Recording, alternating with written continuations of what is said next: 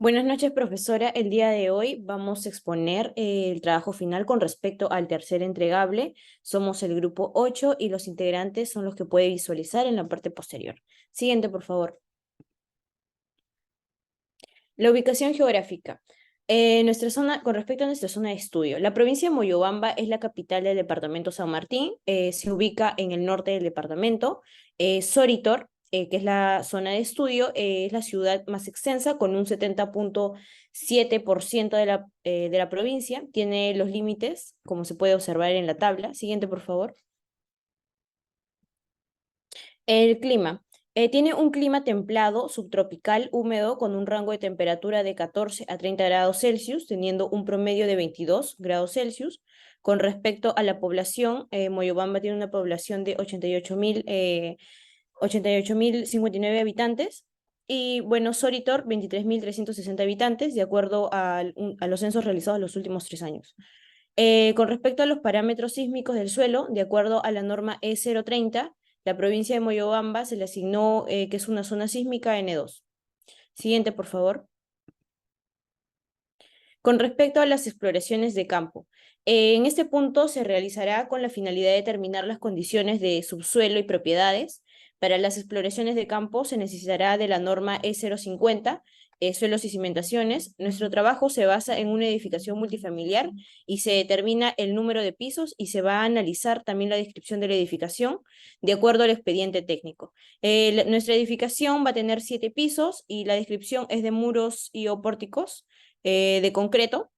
Y bueno, el tipo de edificación es 3.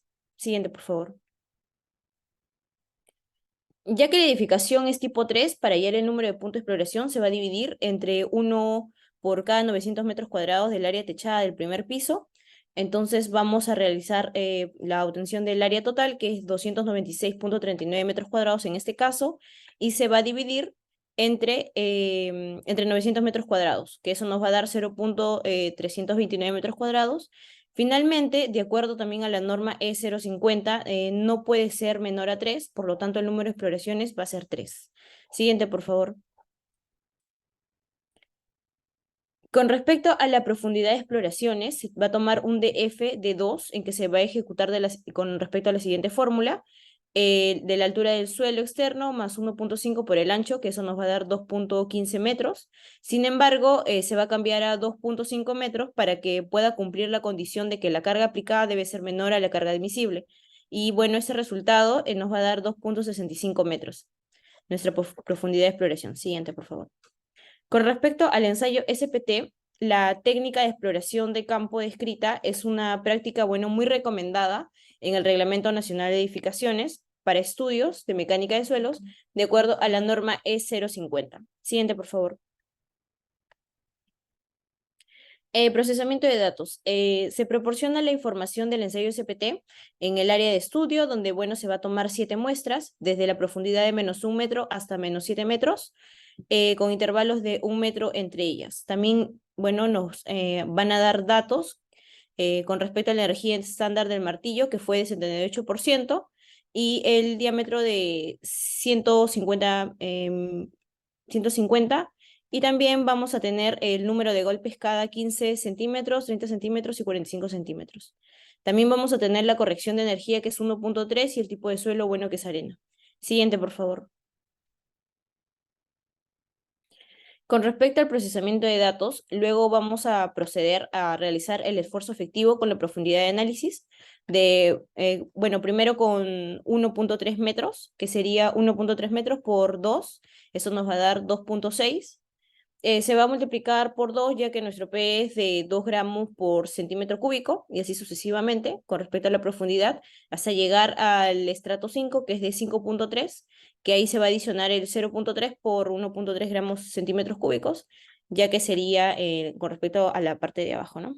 Y el P de abajo es otro gramo centímetros cuadrados, centímetros cúbicos. Con respecto al factor de corrección por diámetros, que es CB, ya que el diámetro de perforación es 150 milímetros, por lo tanto será 1,05 para todos los estratos. Con respecto al factor de corrección de longitud de barra, CR, se verá primero la profundidad de análisis para luego realizar la tabla de acuerdo al manual y por lo tanto el primer estrato es de 1.3. Entonces va a ser 0.75, así sucesivamente con los demás. Para el factor de corrección, el tipo de muestrador CS, ya que el muestrador es estándar, de acuerdo al dato es 1. Siguiente, por favor. Para el factor de corrección por presión de confinamiento, CN, se va a tomar que la constante PA es 1 kilogramo centímetro cuadrado y el esfuerzo efectivo que ya hemos calculado. Para N1, 60, se va a hacer la multiplicación de CB por CR por CS por CN. Y después para el N1 promedio se va a realizar la suma de los estratos por encima y también por debajo del nivel freático. Gracias.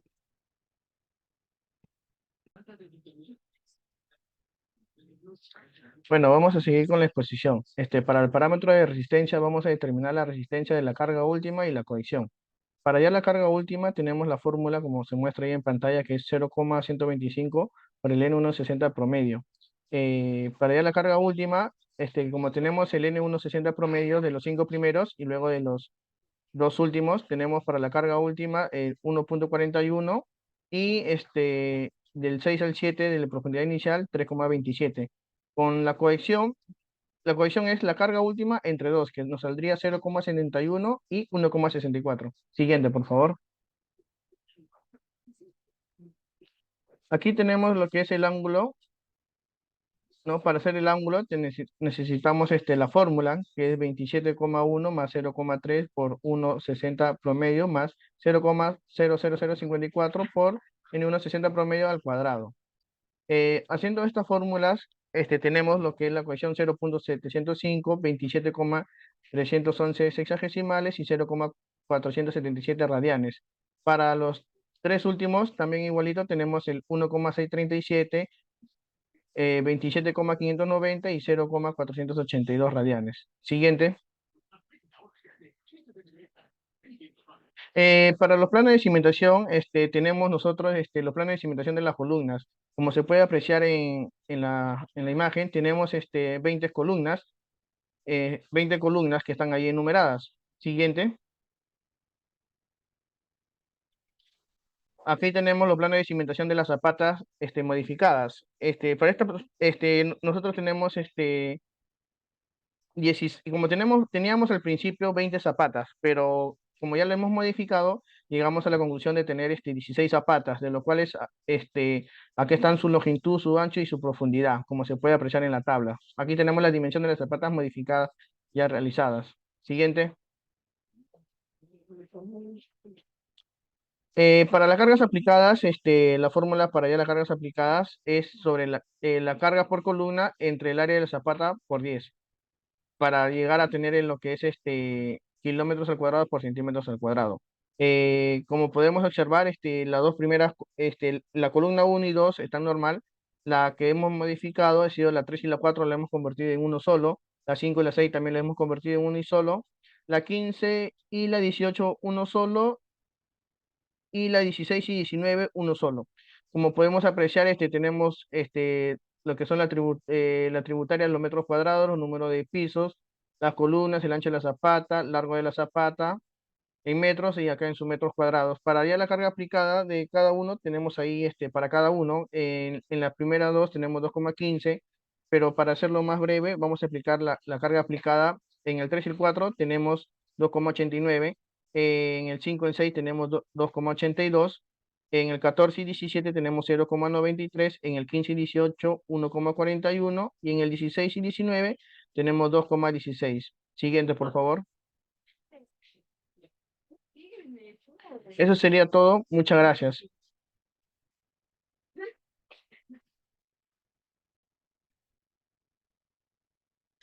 Cargas del suelo.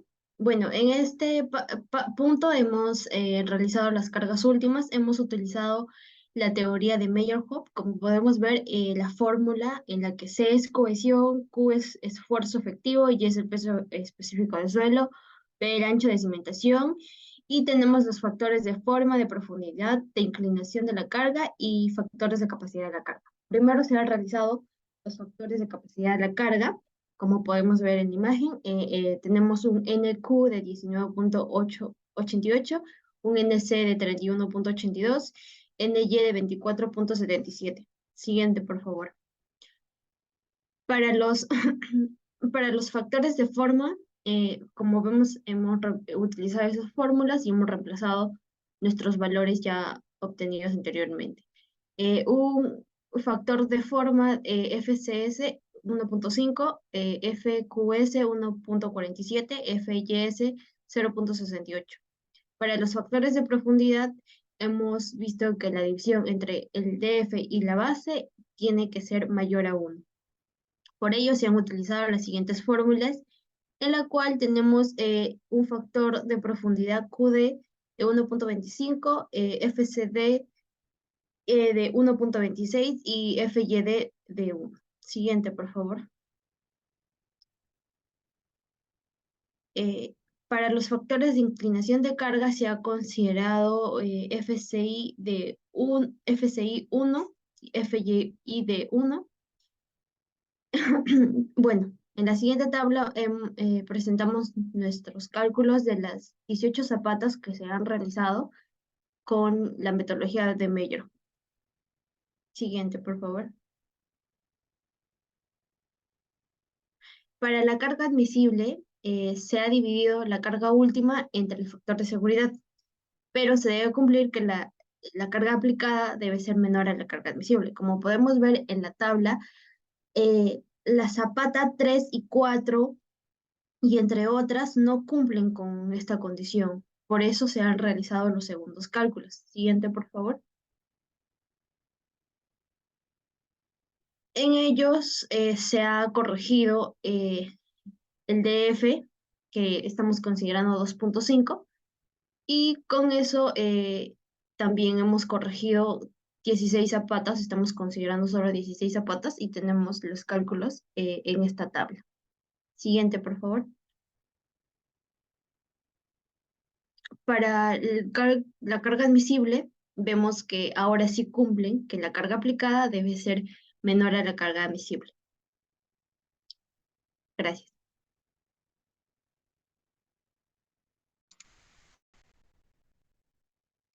Perfecto, profesora. Les saluda José Flores y ahora voy a explicar acerca de los asentamientos en Zapata. Respecto a estos asentamientos, primero son planteadas las dimensiones de cada una de ellas, tal y como se puede visualizar en la primera parte de las columnas de esta tabla.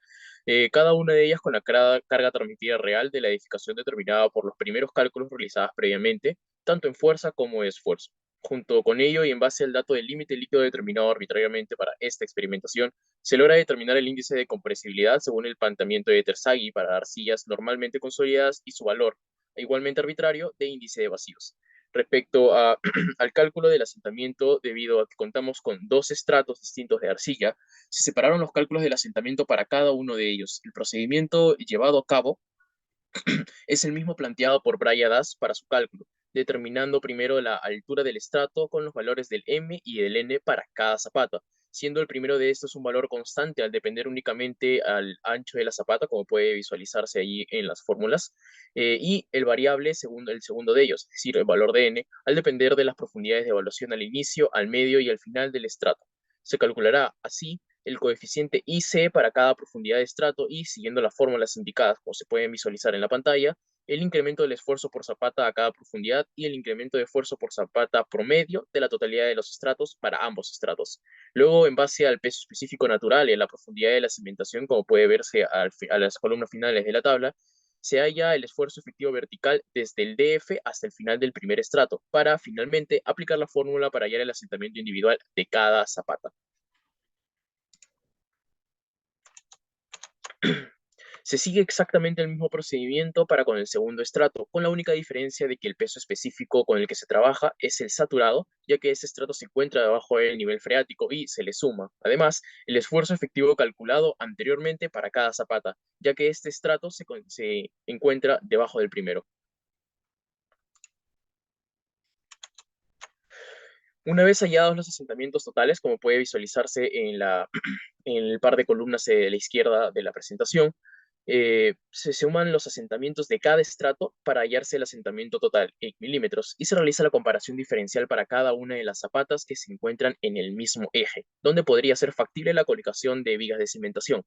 Mediante la diferencia entre cada uno de estos asentamientos totales individuales, entre la longitud que separa los ejes de estos pares de zapatas designados, luego de ello se realiza la comparación con los límites de distorsión angular indicados por la normativa E050, precisamente para evitar las grietas en edificios como puede visualizarse allí en el cuadro de límites angulares. Como puede observarse, hay pares de zapatas que superan la distorsión angular de las 2 milésimas o de 1 entre 500, que es el límite normativo. Es por ello que para evitar la aparición de dichas grietas y mantenerse dentro de los márgenes del asentamiento diferencial, se plantea como recomendación la construcción de vigas de cimentación en el par de zapatas comentadas precisamente entre dichos ejes. El último de los cálculos realizado con respecto a los asentamientos es de la capacidad de carga admisible, para el cual se toma como guía la reformulación de Boyles para la relación entre carga y asentamiento planteada inicialmente por Meyerhoff. Se realiza primero un promedio ponderado al N160, tomando en consideración el DF de las zapatas para considerar el asentamiento en ambos estratos, ya que estos dos son cohesivos. Posterior a ello, se realiza el cálculo del factor de profundidad del límite con el límite de 1.33 indicado precisamente por la formulación de Bowles. Se establece arbitrariamente el asentamiento de 25 milímetros, ya que este es el máximo normativo y al que no debe accederse la excentricidad para la que no existe la excentricidad en zapatas. El ancho de cada zapata se mantiene invariable. Así se realiza el cálculo de la carga admisible precisamente siguiendo estas formulaciones indicadas, dependiendo del ancho, cuando es menor o igual a 1.22 metros o cuando es superior a este, eh, y se obtiene el valor de la carga admisible, de manera que se verifica con la carga real transmitida, verificándose también en la última de las columnas en la segunda tabla que todos se encuentran bajo los límites de la normativa E050.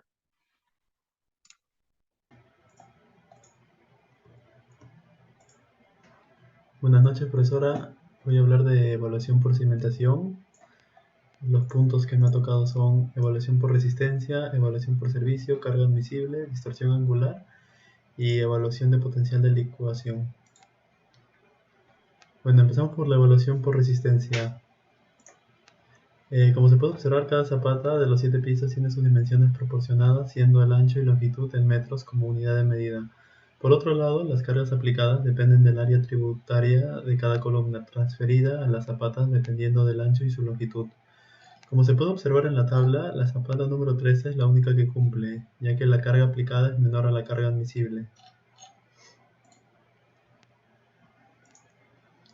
Para esto hemos corregido los cálculos. Para esto también se modificó las dimensiones de las zapatas y se tomó la decisión de hacer zapatas combinadas, las cuales fueron la 15, 18, la 16 y 19. En esta tabla se puede ver los nuevos cálculos con las nuevas dimensiones de la zapata y con las zapatas que fueron combinadas, para finalmente tener como resultado que todas las cargas aplicadas cumplen. Para la evaluación por servicio de carga admisible nos hemos basado en la capacidad de carga por asentamiento planteado por el autor Boundless, que nuestras cargas admisibles cumplen con todos los valores. En la tabla también se puede observar que está cumpliendo cada carga admisible. Y para la evaluación por servicio de distorsión angular, se dividió la diferencia de asentamiento entre la longitud de cada zapata. El valor de asentamiento se consideró en milímetros y también se hizo un cuadro en el que podemos ver qué zapatas cumplen y cuáles no. Bueno, ahora la evaluación de potencial de licuación. Lo hemos hecho por el método de Zitan-Idris, el cual hemos tenido datos iniciales en donde podemos ver de cada ensayo su profundidad inicial, su profundidad final, el H, su Y, su peso específico y su peso específico sumergido. Teniendo estos datos iniciales de cada ensayo, lo primero que hemos hecho fue calcular el esfuerzo cortante que es generado por la acción sísmica. Nuestro edificio, al estar en una zona tipo 2 se tomó un AG de 0,25 y con esto se calculó los esfuerzos cortantes de cada ensayo. Para el factor RD nos hemos basado en este cuadrito que depende de su profundidad. Dependiendo qué Z tenga, se va a tomar un RD diferente.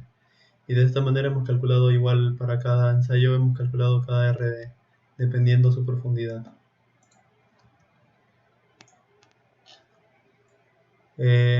Bueno, el Cyclic Stress Ratio, o conocido por sus siglas SSR, para calcular esto es importante tener en cuenta tres factores: el sólido rígido, el suelo deformable y el esfuerzo de corte promedio. Lo hemos realizado con la fórmula que se encuentra acá abajo, con el RD calculado anteriormente, y acá estaría como lo hemos calculado para nuestro primer ensayo. Igualmente lo hemos hecho para cada uno y hemos calculado el de todos. Y para el CCR equivalente simplemente fue de nuestro CCR anterior su 65% por norma. Luego, tomando en consideración el cálculo previo del N160 y agregando los estratos anteriormente calculados, hemos calculado los factores de corrección CB, CR, CS, CE y CN, que ya fueron explicados anteriormente en el ensayo SPT-N1. Y teniendo estos datos, a partir de estos datos hemos podido calcular el promedio con el ángulo de fricción y se colocó los porcentajes de fino de datos de cada estrato. Los finos los hemos calculado para poder usar esta tabla como siguiente paso. Dependiendo la cantidad de finos que tenga, vamos a poder ver su ángulo y su beta.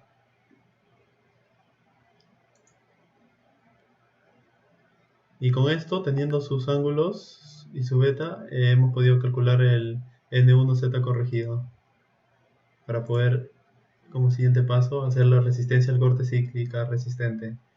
Teniendo el N160 corregido, hemos podido hallar el CR 7.5, y teniendo el CR 7.5 hemos podido calcular el MSF. Y teniendo el MSF hemos podido calcular el CRR-M.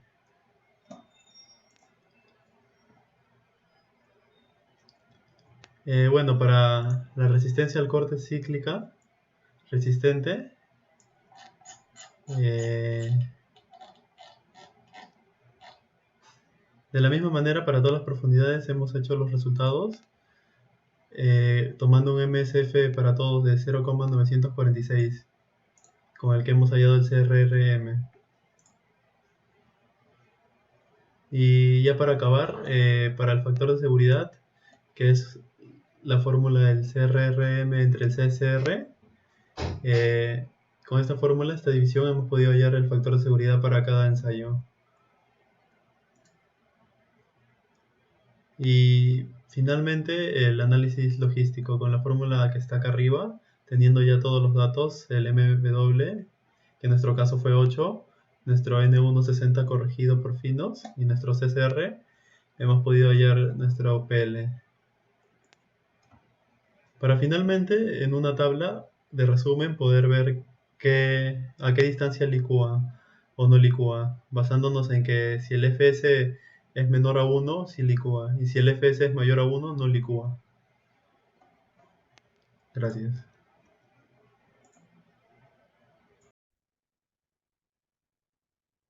Cargas admisibles de pilote.